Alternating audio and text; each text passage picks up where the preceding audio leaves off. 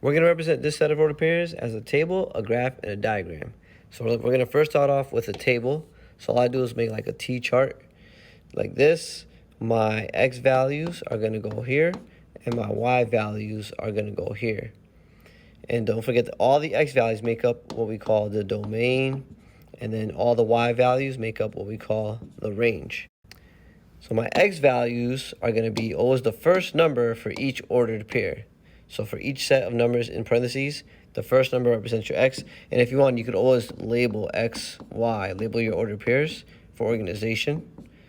So X, Y, X, Y, X, Y. So all my X values will be -1, -2, -3, and -4. And then my Y values will be the remaining number for each set. So you can see here our set of ordered pairs.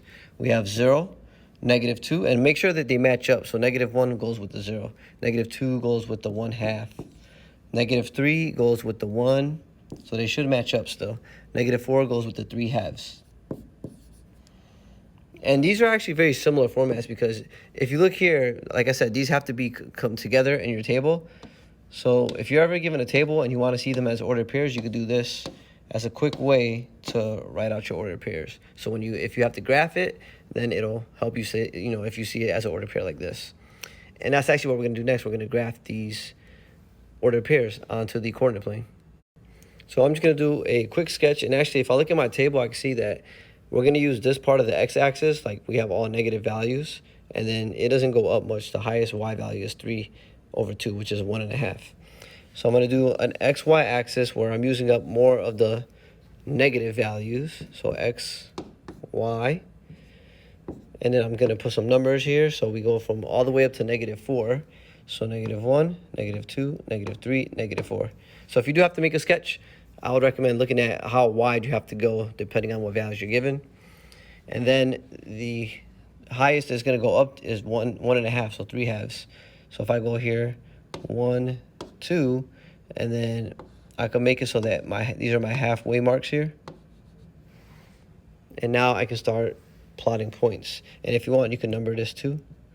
-2, -3, -4, and this will be 1 and 2, and then in between those little tick marks are halfway points. So for the first one, -1, 0. So I have to go to when x is -1, which is here, and from here I go to y is 0, but y is 0 is exactly where I'm located. It means I don't go up or down, it just stays there. The next one is when x is -2, go to the 1/2 for y. So when x is -2, I go here, and y is 1/2, so I got to go halfway up to 1, and I put a point there. Notice that each of these represents 1 point. So altogether we'll have 1, 2, 3, 4 points. Each number does not represent a point, which is a common mistake. So remember, you should have 1, 2, 3, 4 points. Each ordered pair represents one point itself. Next one is -3 and 1. So I go to -3. So when x is -3 is here. From here, I go to y is 1, which will be right here. And then my last point, when x is -4, I go up 1.5, or to 3/2. So when x is -4, I go here. And then from here, I'm going to go up 1.5, which is about, you can see if I line it up, it's going to be somewhere about here.